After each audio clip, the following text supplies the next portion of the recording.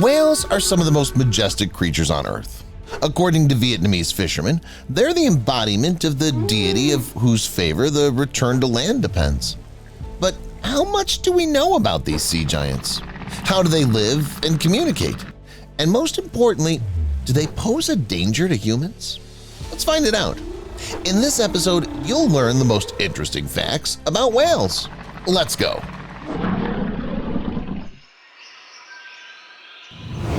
Whales are marine mammals that are not to be confused with either dolphins or porpoises. They're from a separate order in which there are as large individuals as it's even possible. For example, the well-known blue whale. This is a real lord of the seas, being the largest of the animals in the whole world. An adult can have a body length of about 80 feet and weigh 120 tons, although sometimes there are even larger individuals. By the way, do you want to know a fun fact? The blue whale and cetaceans in general are an artiodactyl infraorder, and hippos are one of their closest relatives. These creatures share a common ancestor that lived 54 million years ago. So let's get back to perhaps the most famous whale on our planet. The blue whale lives on the territory of the entire world ocean, excluding the northern Arctic.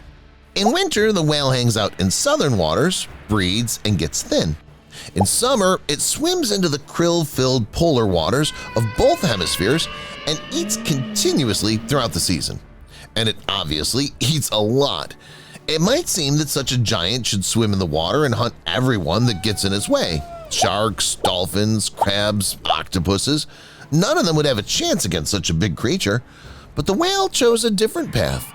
The blue whale is on a diet of plankton, although it's hard to call it a diet. During the weight gain period, it eats up to 8 tons of these small animals per day. The blue whale's mouth is a long filter made up of fused keratinous plates. The big creature swims through the water and simply opens its mouth, sucking in anyone that gets in its way. It swallows a lot of water first, but it also grabs quite a few crustaceans and plankton. Then, when its mouth closes, the blue whale pushes the water back out using its giant tongue, which weighs 4 tons. The food, as you can imagine, stays inside. Its baleen prevents it from slipping away with the water. In addition to this, many people know whales for their funny fountains that they constantly release from their backs. Yes, there really is such a thing. These very geysers can reach up to 33 feet in height. Can you imagine that? But strangely enough, it's mostly not water, it's almost 70% air. The whale releases the fountain from its, shall I say, nose. The thing is, in the course of evolution, it moved a little to the side. The whale breathes about 4 times a minute, and it can even hold its breath for an hour. Many of you will be surprised to learn that whales can also talk to each other underwater. Of course, they don't talk with their mouths like humans, but in a slightly different, more sophisticated way. It's called echolocation. It allows whales to determine the distance between them and their environment. This is especially useful if they're in the courtship process or there is some imminent danger. The sound produced by a whale travels through the water in the form of a wave. Its repetition and expansion vary as it encounters various obstacles in its path. The creature takes all these factors into account and chooses, shall I say, the right words in advance so that the right information reaches the recipient. But why would they complicate things so much? Why not just communicate at a short distance by means of sound? The thing is, whales have pretty poor hearing. They're like elderly people who you have to yell about something right in their ear or they just won't hear it. These creatures perceive sounds with the lower jaw, from which the resonance spreads to the inner and middle ear. Scientists have found that whales are capable of making the loudest sounds of all creatures living on Earth. Other individuals can hear whale conversations at a distance of more than 9,300 miles. I wonder how many things these creatures have time to say or hear before they die. After all, whales are the main long livers on our planet, at least among mammals. The bowhead whale, for example, can live up to 200 years. That's why scientists are always around whales. They try to study them and understand what allows them to stay strong even after 100 years of intensive swimming. As they age, their bodies don't become more senile. They don't stop recognizing their relatives, and they don't lose their appetite. Moreover, scientists do not understand what causes them to die in such a case. By the way, do you know how you can determine the age of the whale? To do this, you need to analyze the protein content in the lens of its eye. Clouding of the lens is currently the only indicator of their aging. Against this background, a corresponding version arose. Allegedly, whales see worse with age and at some point completely lose their eyesight. Without orientation, they crash and die. You know, feeling sorry for whales because they have eyesight problems is definitely not the right thing to do. In fact, there's no point in feeling sorry for these animals. It's more of an envy thing. Did you know that they hardly ever sleep? They enjoy their lives to the fullest without going to sleep. They regain their strength about once every 3 months, usually not more often.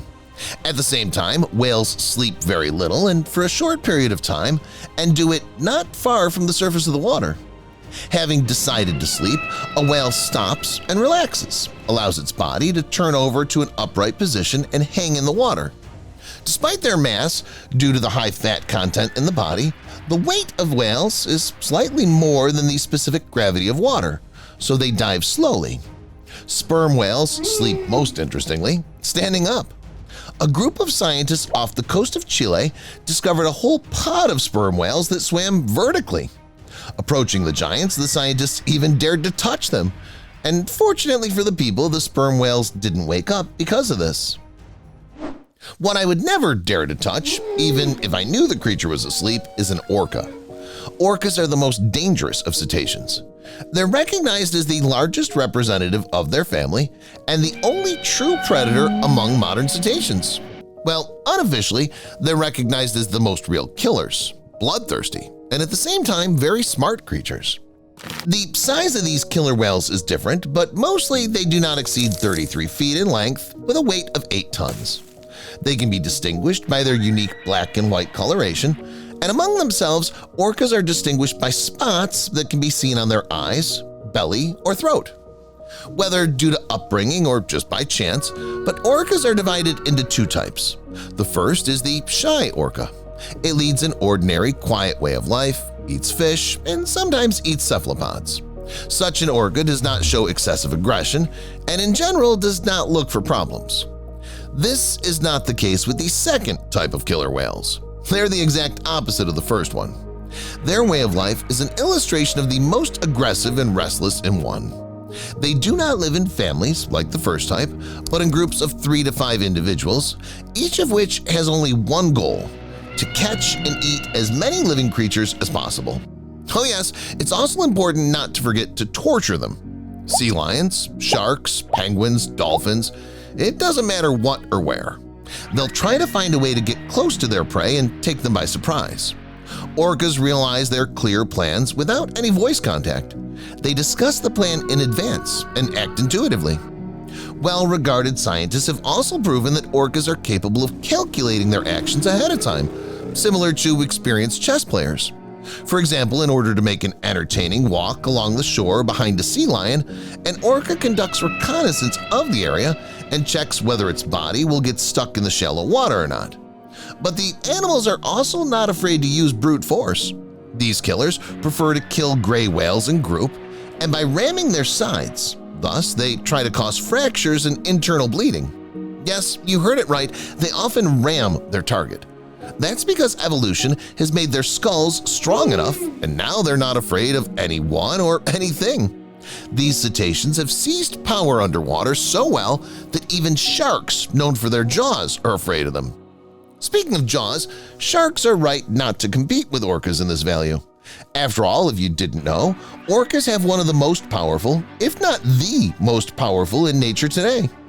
It's almost 85,000 newtons, which is several times more than that of the great white shark. But the killer whale does not resort to destroying its opponent with the help of meat grinder-like jaws so often. It's much more interested in poking fun at the enemy. Researchers have often observed this behavior in killer whales. When they're at arm's length in front of their prey, they don't attack it immediately. They much prefer the idea of continuing to swim after it, to make the opponent have no strength left and beg the orcas for mercy. But in the case of killer whales, mercy is out of the question. Such a word is simply unknown to them.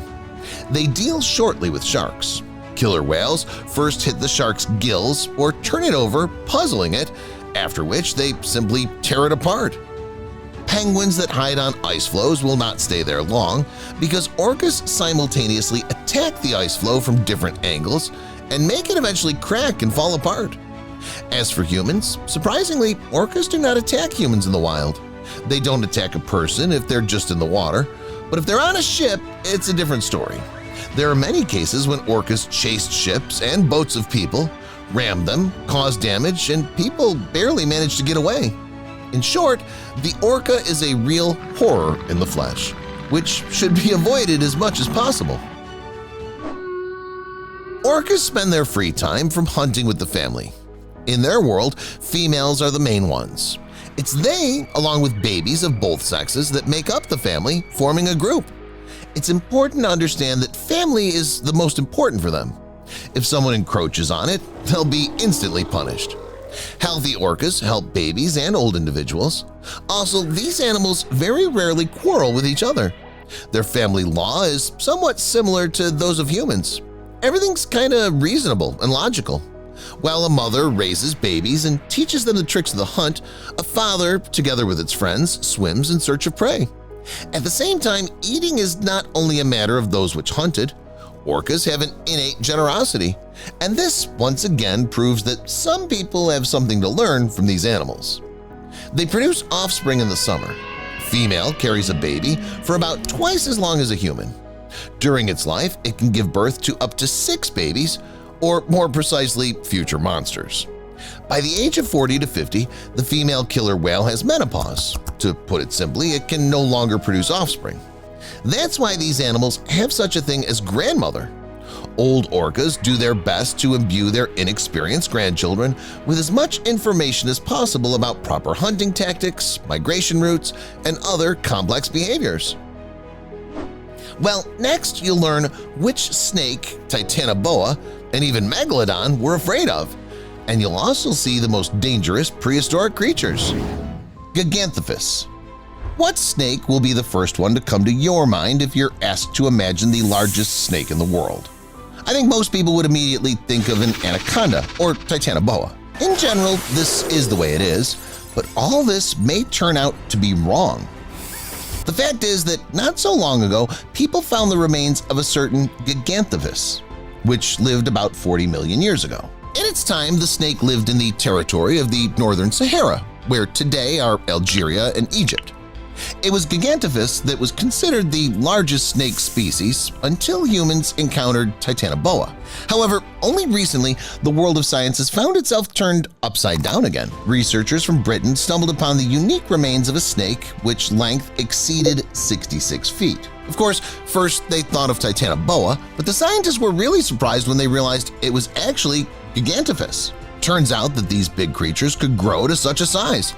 It's like several cars in a row. Imagine how much a snake like that would have to eat. You wouldn't envy the creatures that lived with it at the same time. According to scientists, the main food of Gigantophus was ancient elephants, which were never in short supply in the desert. Did you think there was really such a large snake slithering in the past? Or have scientists confused something, and Titanoboa still remains the largest snake ever? Share your opinion in the comments.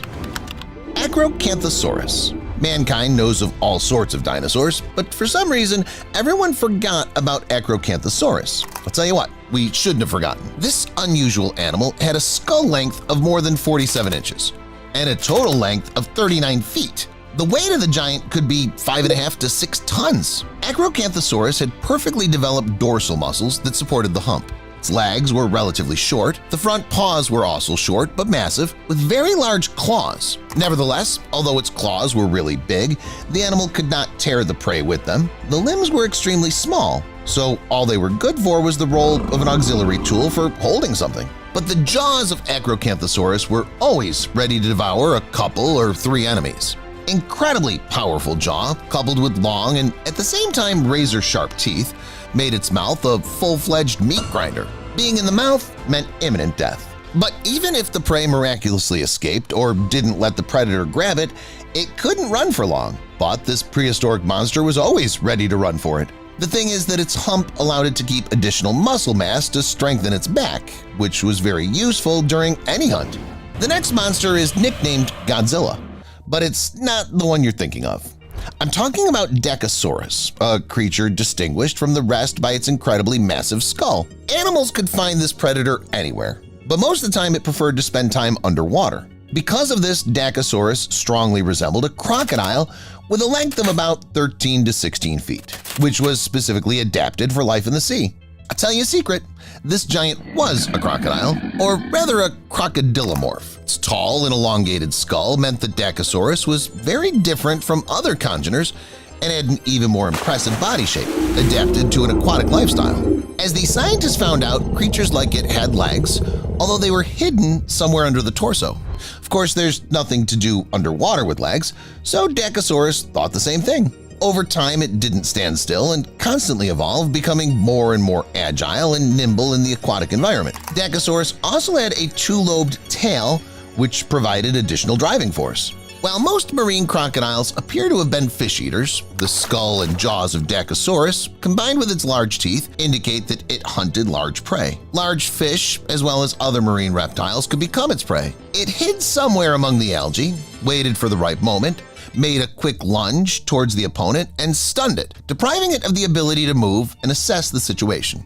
As soon as the target was disoriented, Decasaurus finished it off with its jaws and dragged it to a more secluded place where no one would disturb its dinner process. Dunkleosteus. To understand how cool and dangerous the following creature was in its time, you need to know that somewhere around 400 million years ago, animals did not have a particularly developed jaw yet. It was quite primitive. Fish were content with just gill arches. But Dunkleosteus was much luckier. With evolution, it acquired a huge and working jaw with which it could tear a fin or more off any ill-wisher with just one bite. This speedy giant, which was 20 feet long and weighed a ton, glided through the water and felt like a king. It had no teeth, but it had a strong beak growing out of its bone armor.